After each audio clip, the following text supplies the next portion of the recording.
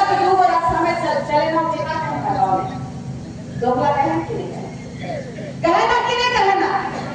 और हम कहा थियो ईमान हम को केस करते हैं। All India churches minority front के लोग ने केस किया। इन्होंने कहा कि निशा भगत जो है पवित्र बाइबल का अपमान कर रही है। फिर मैंने भी प्रेस कॉन्फ्रेंस किया और इन लोगों को बताया। ये लोग कहता है कि सरना धर्म कहां से आ गया जी? बाबा पंखराज ने एक केंद्रीय सरना समिति का गठन कब किया मालूम है? 1970 में किया। 1970 में किया। ये जानते हैं ईसाई, जानते हैं कि ये सरना धर्म को मानने वाले आदिवासी लोग हैं। ये लगातार हमारे सभ्यता हमारी परंपरा पे प्रहार किए हैं। मैंने भी उन पे काउंटर केस किया कि हमारे सरना स्थल का वेदी कोई लोग लिखा है कि तोड़ दो, नष्ट कर दो, ताकि ये लोग पूजा पाठ नहीं कर सकता है। हमारे बूढ़ा महादेव को इन लोगों ने बलात्कारी कह दिया। इन लोगों की हिम्मत देखिए, ये लोग करे तो बहुत अच्छा। इस चर्च में जा जाके चंगाई करते थे, कहां प्रलोभन देते। हमके कहे लायक है गुमला में कहां पड़ी थी? हम कहे उस्लान कॉन्वेंट में। उस्लान कॉन्वेंट में पैर हुआ तो पैसा नहीं लेते था, फ्री में पढ़ा देला। ईमान कहेला जैत करेला निशा भगत। जैत को हेवन दिखा देला। स्कूल में जबा तो 32वां सर्टिफिकेट खोजबा, कॉलेज में जबा तो 32वां सर्टिफिकेट खोजबा। अगर केकरो से दूसरा जैत से शादी करे है तो ईमान 32वां दे देबे चर्च में। फादर के बात स्वीकार करवावे, एहे जब कर्म भी करबे बात भी स्वीकार करबे, फिर दूसरा बात करे के तैयार हो जाबे। हमर संस्कृति के बारे में कहबो एक एक पेड़ी हिला के रख देबो, एक एक कर नस के हिला देबो। जे दोगला होय गेला, जे अपन समाज के नहीं रहला, जब अपन मूर्खा कर बात के मान के नहीं रखे पाला, तो आज हमरे मन के प्रताड़ित करा था। एगो केस नहीं है निशा भगत में, दोगो केस नहीं है निशा भगत में, 3 गो केस नहीं है निशा भगत में। 8 से ज्यादा केसेस है, 10 से ज्यादा केसेस है। लेकिन इन केसों से निशा भगत डरने वाली नहीं है। हम जो है आदिवासी बेटी है, ये हम प्रमाण दे चुके हैं। ईमान कहा था कि शादी ब्याह कर ले है निशा भगत। हमार को आदिवासी समाज में बकरी भात खाएगा। शादी मतलब बकरी भात है का? हमके जाना लगी नहीं जला था। बहुत बार हमके छोट मेरा शीतल दोस्ते में देखा, बहुत ना कोई है ये तो शीतलाई के बहुत घरे देख रहनी। लेकिन ऐसे से समाज में काम बढ़िया करे लाए थे, आई खुश हुआ था। बढ़िया बात है वाले कि समाज में जो लोग उठते हैं उनकी हत्या करा दी जाती है। इसका प्रमाण है मेरे पिता जो कि 2 बार गोली मारी गई, 1 बार भुजाली काट दिया गया, हमारा घर जला दिया गया था। ये धर्मांतरित लोगों को आज मिर्ची लग रही है और कह रहे हैं कि आरएसएस का दलाल है निशा भगत। तो तुम किसका दलाल हो? अंग्रेज लोग का। चरका अंग्रेज चल गया और करिया अंग्रेज छोड़ दिया यहाँ। तो ये बताइए हमको कि कौन सी राजनीति कर रहे हैं आप लोग? जो हमारा 28 सीट में से 10 सीट है, औकात है तो अपना जो समाज को मानते हो, अगर तुमको इतना ही प्यारा ईसाई समुदाय है तो ले जाओ ना भाई, छोड़ दो ना हमारा सीट। ये गुमला भी धर्मांतरित ईसाई है, यहाँ भूषण तिर्की भी 1 नंबर का दलाल है। हमारे समाज के लोगों को ये कभी नहीं बनने देता है। कहता है कि मारो, और कहता है क्या मैंने सुना है, मैंने देखा है। जब मैं चुनाव लड़ रही थी तो मुझे कहा कि देख लेंगे हमारे के बढ़िया से अभी देख लो, बढ़िया से अभी देख लो, औकात है तो मेरा जड़ उठा के देख लेना। भानु भगत की बेटी है, वही भानु भगत की जो अपना समाज के लिए कभी नहीं हिला। लोग बोले बॉडीगार्ड और चश्मा पीस के स्टेज में जा रहे थे। अरे देख कोई मन का निर्लजता है तो कहा था कि पीछे तरफ से माला पीस के आए। ये पिघला पीछे माला बता दो, क्या पिघला माला? और 40 के नारा ईमान कि देखते हैं निशा भगत का कार्यक्रम वहां कैसे हो सकता है। अरे दोगलो, 19% से ज्यादा धर्मांतरण हो गया है यहाँ पर। सिमडेगा में 50% से ज्यादा हो गया धर्मांतरण। जो अपना जात का नहीं हुआ, जो अपना भात का नहीं हुआ,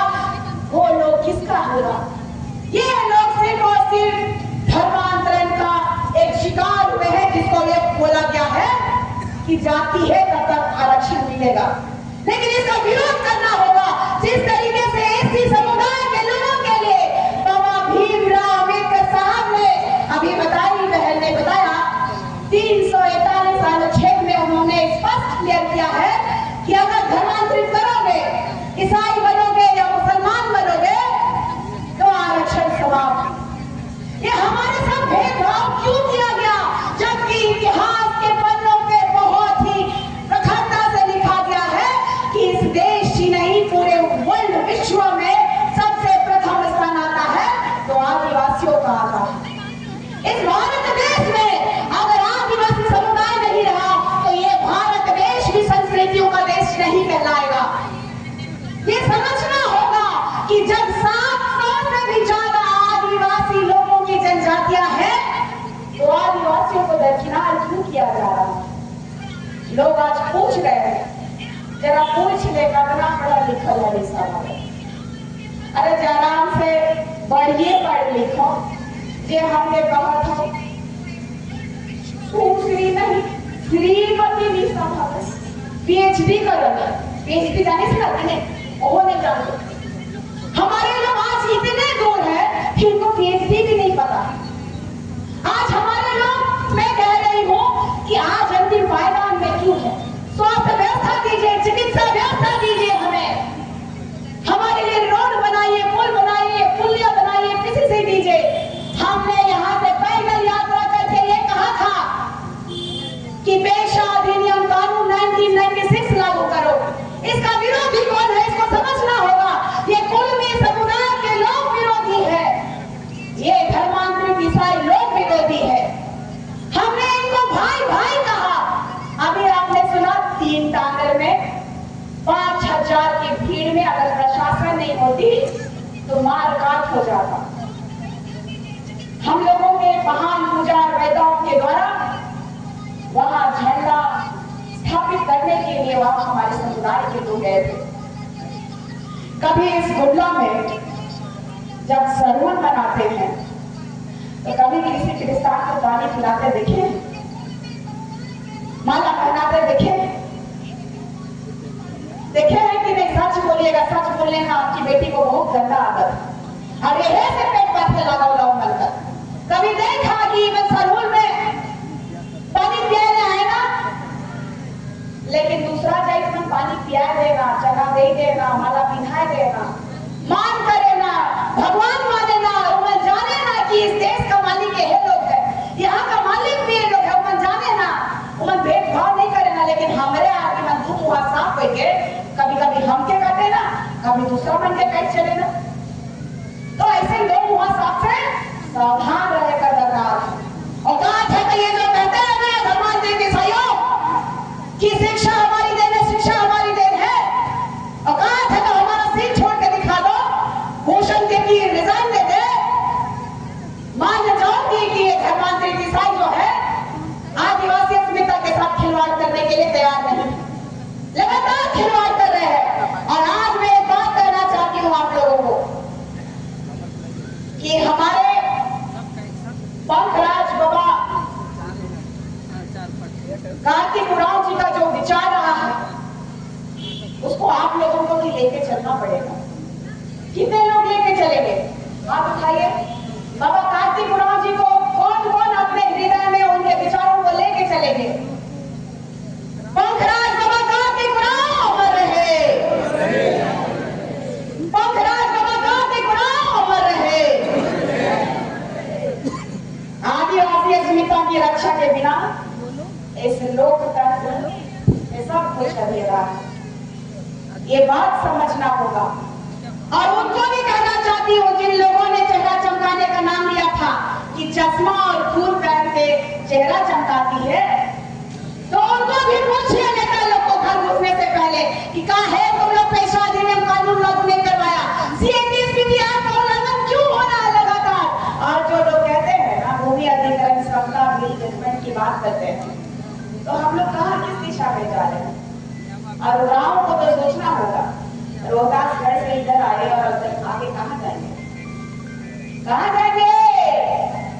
लोग कहते हैं कि बिहारी गाना नाइस फ्लैट चाहिए, हम कर लो, हम रोहतास गढ़े से आए, हम रोहतास गढ़ वाले हैं। और ये झारखंड में भी उतना तेरा अधिकार जितना है उतना अधिकार मेरा है ना। तेरा बाप का है, हाँ मेरा बाप का। यह जाग घूमला ऐसा जगह है जेई मन कहा है कि मंदिर जाला, ये मंदिरों चल जाला, जने शिव जी है वहां जाके माथा टेक लेगा। तो टांगीनाथ के कर है, टांगीनाथ के कर है, जोर से कहा टांगीनाथ के कर है। हनुमान जी का जन्म स्थल के कर है। अगर हिंदू मुस्लिम सिख ईसाई में भी हिंदू समाज भी कहेला कि हम सबसे पहले हैं, तो हम कहते हैं हिंदू मुस्लिम सिख ईसाई से भी पहले हम आते हैं, क्योंकि भगवान राम को भी मर्यादा पुरुषोत्तम बनाने वाले हम आदिवासी हैं। तो हमारा सम्मान नहीं करोगे, हमको नहीं पूछोगे, तो इतिहास के वो पन्ने याद दिला देंगे जहां हजारों हजार अपना गला कटने से नहीं हिचकिचाए। वो कौन थे? वो आदिवासी थे। आदिवासियों के बिना ये झारखंड राज्य ही नहीं, पूरे भारत देश में असंभव है किसी तरह का क्रांति करना। हमारा झारखंड राज्य में आप देख लीजिए, बोक्साई कहां से जाएगा? घाघरा पटले जाएगा। पाठ में जाके देखिए, कभी बाथरूम नहीं है शौचालय के लिए, पीने के लिए पानी नहीं है। आज भी आजादी के बाद अच्छे कपड़े पहनने के लिए नहीं है, बीमारी से मर रहे हैं लोग। वहां का धूल धक्कड़ जितना लोग खा रहे हैं, लेकिन गरीब लकड़ी बेच के अपना बच्चा को पढ़ाएगा कि मजदूरी करके अपना घर चलाएगा। आज तक ये नेता लोग जितना लोग यहाँ, चाहे यहाँ का सीएम हो, यहाँ का मंत्री हो, यहाँ का विधायक हो, किसी में इतनी कुव्वत नहीं रह गई अब कि वो सच्चाई बात कर सके। दलाल बन गए हैं, दलाल हेमंत सोरेन का सब चमचा बन गए हैं, चमचा। जिससे बोलेगा हेमंत सोरेन वैसे आप देख लीजिए, संथाल परगना में देख लीजिए, एक आदिवासी रूढ़िवादी परंपरा को मानने वाला बेटा का फेक एनकाउंटर करके हत्या कर दिया गया। वो सूर्यनारायण हांसदा क्या चाहता था? चाहता था कि उसके क्षेत्र में शिक्षा व्यवस्था ठीक हो जाए। वो चाहता था कि उसके गांव में चिकित्सा व्यवस्था आ जाए। वो चाहता था कि उसके यहाँ का वहां तक एम्बुलेंस पहुंचे। वो चाहता था कि वहां का जो बॉक्साइट, जो कारक खनन हो रहा है, उसको रोकना चाहता था। लेकिन इन लोगों ने पंकज मिश्रा, सरकार का दलाल, पत्थर माफिया, जो रूपा तिर्की प्रकरण में पहला नाम आया था, जो हम लोगों की बेटी की हत्या कर दिया था और उसमें बरी भी हो गया, और आज भी उसी पंकज मिश्रा का नाम आता है। माननीय हेमंत सोरेन जी के विधायक प्रतिनिधि के रूप में जाने जाते हैं, पत्थर के व्यवसायी के रूप में जानते हैं। वो कौन है? कौन है पता है? चंदा उगाही करने के लिए एक एजेंट है हेमंत सोरेन जी का। इसको समझना होगा, नहीं तो हमारे लोग मारे जाएंगे।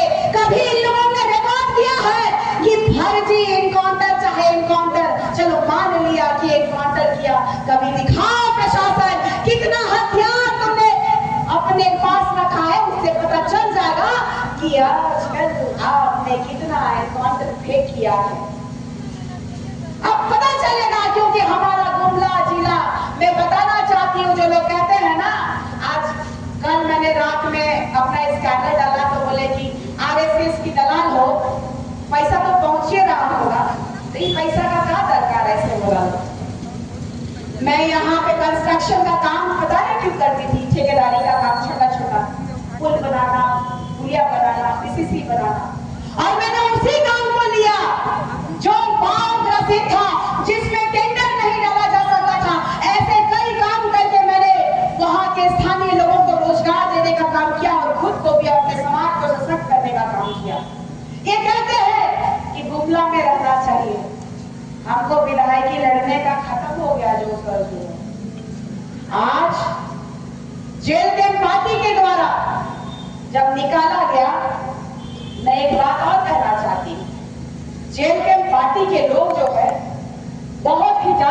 अपॉर्चुनिस्ट हैं। वो हमेशा चाहते हैं कि अपने लाइमलाइट में बने रहना चाहते हैं। वो मन चाहे ना कि हमसे बढ़कर कोई नहीं बने। जब ईसाई मन ने कहा था लो, जिस समय पोकर का झंडा प्रकरण रहा, उस समय हमें मारा गया, पीटा गया, केस किया गया, गालियां दी गई, गोली मारने की धमकी दी गई धर्मांतरित ईसाइयों के द्वारा। और उसमें वर्तमान का विधायक का भतीजा भी था, स्वर्गीय हो गया अभी पिछला महीना, रिचर्ड तिर्की, वो भी था उसमें शामिल। वो जानता था कि हानू भगत की बेटी को दबाओगे तभी आगे बढ़ सकते हो। ये लोग एन कारण कहा कि गोली मार देंगे, हत्या करवा देंगे, लेकिन मौके का था उस समय जेल के सुप्रीमो ने मुझे निकालने का साहस नहीं रखा। और जितना भी धर्मांतरित ईसाइयों के द्वारा लेकर दिया गया कि निशा भगत को निकाल दो, जनाब महतो ने अपनी पब्लिसिटी के लिए नहीं निकाला, क्योंकि उस समय चर्चा का विषय था, चाहे गलत चाहे सही, चर्चा में निशा भगत ही थी।